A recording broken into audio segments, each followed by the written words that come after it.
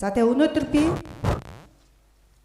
цагаан дээр хараад бичсэн хүлээлгэж өгсөн 9 тэрбум 500 600 орчим сая төгрөгийн тоног төхөөрөмж эд хөрөнгийг энд ингэж одоо яг гар дээр авцсан байна. Тийм учраас асуусан асуултынхаа хойноос явж иж энэ бүхнийг авлаа. Тэгэхээр энэ яагаад би одоо ингэж асуугаад байгаа вэ гэхээр нийслэл өмнө аливаа арга хэмжээг зохион байгуулахдаа хийхдээ дандаа энэ хөгжим тайз дэлгэц түрээсэлтэй. Энэтэй холбоотой маш их зарлууд гарч ийна гэж хэлсэн. Тэгээ энэ ч нотлогдож байна. Тийм учраас би энэ асуултыг асууж байгаа. 2017 онд хүлээлгэж өгсөн 10 тэрбум төгрөгийн тоног төхөөрөмж 2024 он хүртэл нийслэлийн өмчөд бүртгэгдээгүй байсан. Энэ их хачирхалтай. Яагаад бүртгэгдэхгүй энэ олон жил явчваа гэж. Харин оюун дараах үе баярлалаа гэж нэр. 6 сарын 21-ний өдөр байсан хаа. Энэ өмчийн хойноос явж иж нийслэл өмчтөд бүртгэж авсан. Бүртгэж аваад Монгол наадам зохицолборт тэгтээ бүртгэж авахдаа балансын хооронд л бүртгэж авсан байлээ. Тэгээд Монгол наадам зохицолборт асуудал тавиад ирэхээр Монгол наадам зохицолбор за тэрийг энэ тэндээс бүгдийг хаанаас цуглуулад гаргаж ирсэн байна. Тэгээд ахаад нийслэлд ашиглуулаагүй.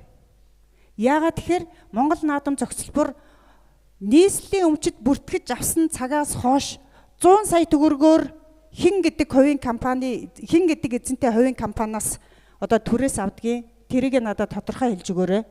Тэгээд жилийн 100 сая төгрөгөөр түрээсэлт юм байна. Магадгүй би хардах эрхийнхээ хүрээнд бас асууж байгаа шүү. Нийслэл өмчөө хин нэгэн иргэнд 100 сая төгрөгөөр жил түрээсэлжээд эргээд хэдэн зуун сая төгрөгийн түрээсийг ахаад нийслэл аваад нөгөө хүнээсээ түрээслээд байгаа юм биш үсттэй гэж. Энэ үнэхээр гайхалтай. Би ганцхан жишээ хэлье. Одоо тун удахгүй зохион байгуулагдах гэж байгаа нийслэл мэдээж эн чинь ард иргэдийн төлөө, хүн амын төлөө, соён гэгэрлийн төлөө бүх зүйлийг зохион байгуулах нь үүрэг. Хэдхэн хоногийн дараа зохион байгуулах гэж байгаа нийслэлээс зохион байгуулж байгаа нийслэлийн нийгмийн хөгжлийн хэлцээс зохион байгуулж байгаа арга хэмжээнд дээр зөвхөн тайз хөгжим аппаратур түрээслэхэд энд 32 сая төгрөгийн зардал гарсан байгаа шүү. Ингээд нөгөө өөрсөнд байгаа юмаа 100 сая төгрөгөөр түрээсэлжээд эргээд өөртөө ганцхан 2хан цагийн арга хэмжээг зөвхөн тайз хөгжим аппаратурыг 32 сая төгрөгөөр түрээслэхэд зогсож ийнгээ боддоо та нар. Энэ ажил хариуцж байгаа дарга нар юу хийгээд идэх юм бэ? Юу зохион байгуулад идэх юм бэ? Би энийг ерөөсөй ойлгохгүй байна. Тэр 100 сая төгрөгийг чинь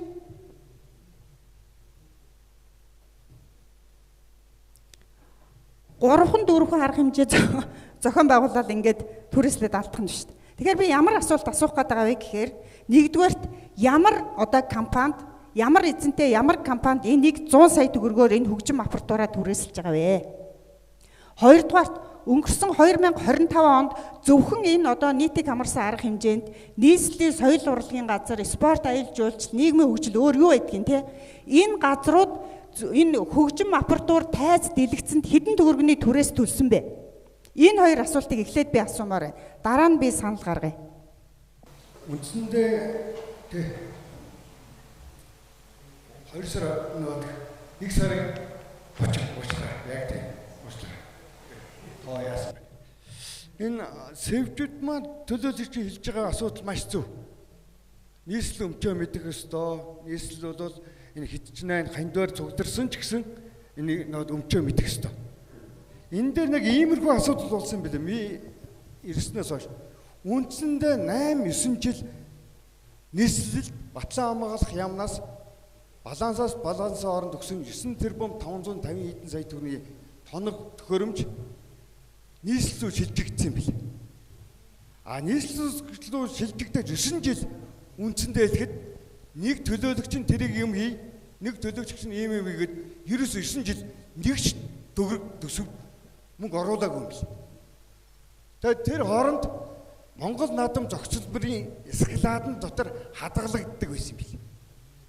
Энэ ямар учиртай гэхээр чинь хинч хилээл, тийм нэг тайз, тийм нэг дэлгэц, тийм нэг саналгын шим ингээд аваад яваад Монгол наадам зохицолбор төсөвч нэг төгрөг хоримтлуулагдаагүй юм билээ. Тэгээд 2024 онд нийслэлийн өмчөөс бичиг ирсэн юм билээ. Энийг балансандаа бүртгэж аваа гэсэн. Тэгэхэд бол манай өмнөх удирдлага бол аудит оруулсан юм билээ. За ерөнхийдөө манайх балансандаа бүртгэж авахын тулд ер нь ямар шүү тоног төхөөрөмж авах юм бэ гэж. Үндсэн дэлгэд гэрэл юуны 80% нэвтрэлтэй. Одоо бол дэлгэц гэж яриад байгаа юм. Сэвчүүдмэд бол дэлгэц юусоо байхгүй. Энэ бол арам каркас гэрэлтүүлэг. Хөгжим. Үндсэн дэлгэд энэ нөө компьютер шиг нөө машин барилга шиг 40 50 жил балансанд нөө хорогч хасаад явдаг шиг энэ компьютер хөгжим тоног төхөөрөмж бол үндсэн дэлгэд жилийн 10% хорогдол тооцогдож явдаг юм бэл. Энэ нэг нийслэл бүртгэгдээд балансанд оруулахдаа нөө аваагүйгийн учраас жил болгоны 10% электр хорогдлыг нь ерөөсөө тооцоог явсан юм бэл. 2024 онд тушаал хэдүүл гарахад үндсэндээ нөө тоног төхөөрөмжийн электр нь 40-оос 80% болж хуучирсан. Эвдрэлтэй. Тэгээд ийм нэг хэцүү болоод ингэж явсан юм билээ. Миний яг өмнөх удирдлага ирээд бол энэ 3 тоног төхөөрөмжийн хөгжмийн хэсгийг нь ганц төгрөг олдгоо дандаа эвдрэлтэй энэ хэсгийг нь бол жилийн зөвөр мөнгө олдгүй байсан мөртлөө жилийн 100 сая төгрөгөөр түрээсэлж 100 сая төгрөгийн нийслэлийн төсөв төвлөрүүлээд энэ сүүлийн жилийн балансаар бол бид бүгд 240 сая төвлөрүүлэхийг нэмж давуулан 140 сая төгрөгөөр давуулаад 410 сая төгрөгийг нийслэлийн төсөв төвлөрүүлсэн.